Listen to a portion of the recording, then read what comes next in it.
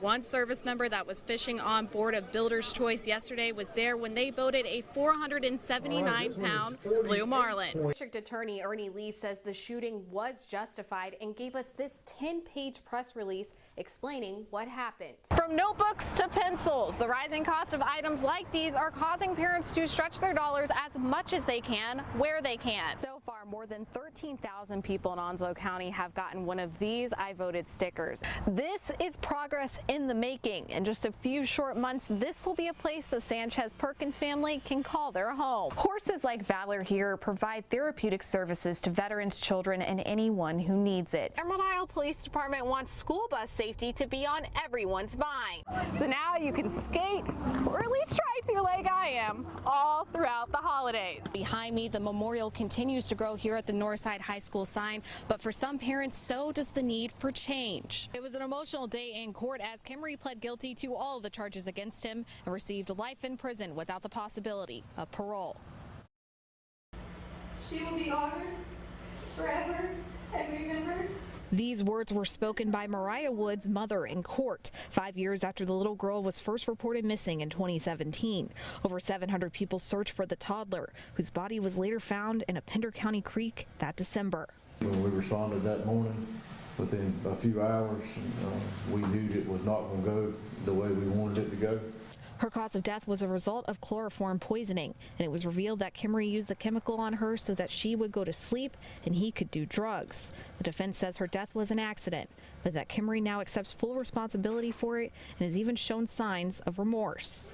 It was just a very sad day, again, not only for the family, but for law enforcement, for the district attorney's office, as well as just for this county and the state. I mean, this shouldn't happen to a 3-year-old. It just should not happen, but it does happen. Kimmery was arrested in January of 2018 and was charged with first-degree murder and child abuse. Originally, District Attorney Ernie Lee said that he wanted to pursue the death penalty against Kimmery if convicted. But with this plea deal, Kimmery forfeited the right to a trial and his right to a direct appeal. He will spend the rest of his life in prison. I wish I could snap my fingers and have this little girl come back. Because Mariah, I didn't know her, but from the photographs and what the family said and what they've told me in the past, she was just a sweet little girl.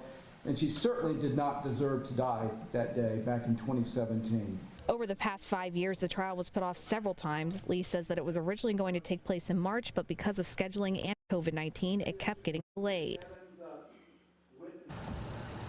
The DA adds he hopes that the sentencing brings closure to the family, law enforcement, and the community. The community is in shock. You can actually see behind me over my shoulder here that people have started to leave flowers at the Northside High School sign.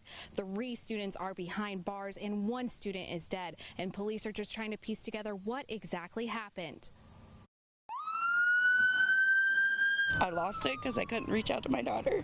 It was a terrifying morning for parents like April Fox who have children that go to Northside High School. I am relieved that she's okay, but none of our kids should have to go through this right now. Police reported around 7 a.m. a fight broke out in one of the common areas of the school. We do believe that it was a stabbing. In a press conference, the Jacksonville chief of police confirmed that 2 students and a teacher were injured in this altercation.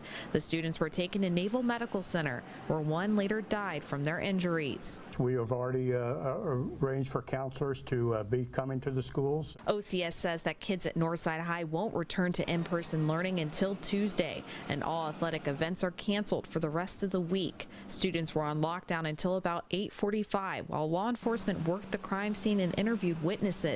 With this incident rocking the community, it brings the issue of school safety to the forefront. We've put a lot of resources into the safety and security of our school district this past year with the addition of several SROs that would bring us up to an SRO at every school and 2 SROs at some of our larger high schools. Officials are not releasing the names of any of the students involved because they are all juvenile. Stay with us on air and on our website as we continue to learn more about this story.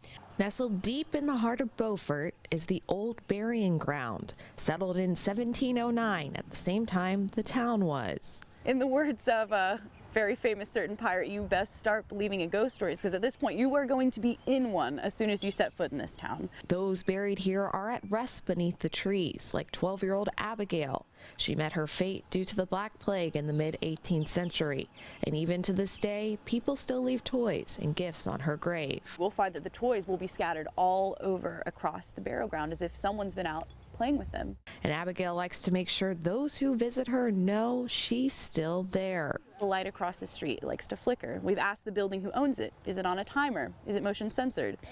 It is not either, so it really does have a mind of its own, which we believe is Abigail's. And she's not the only restless spirit in the town. When you go on the Beaufort Ghost Walk, one of the stops is the Gabriel house. The owner fell from the roof of the home to his death. Now it's a hot spot for paranormal activity.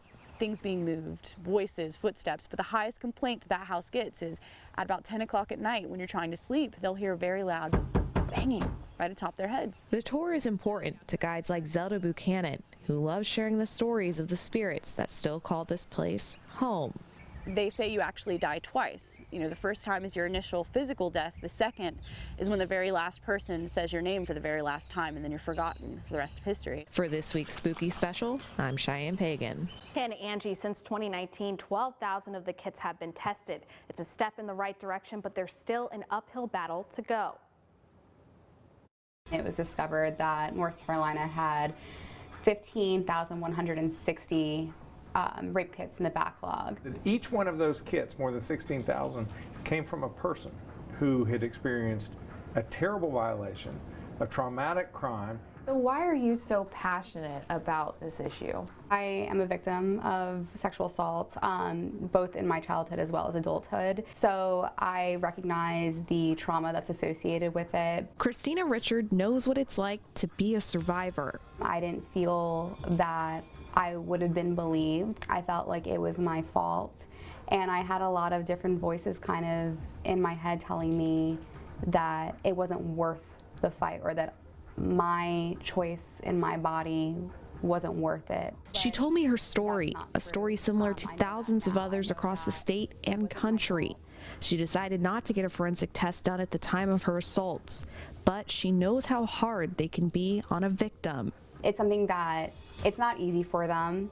It is something that they are having to regurgitate and repeat what happened and the trauma that they've had, but also they're physically having to go through something as well, and it can be really traumatizing. And with knowing what survivors go through just to get the test done, Hours of an invasive examination to deliver evidence to the criminal justice system, but it was just sitting on a shelf. it was troubling to hear about the backlog.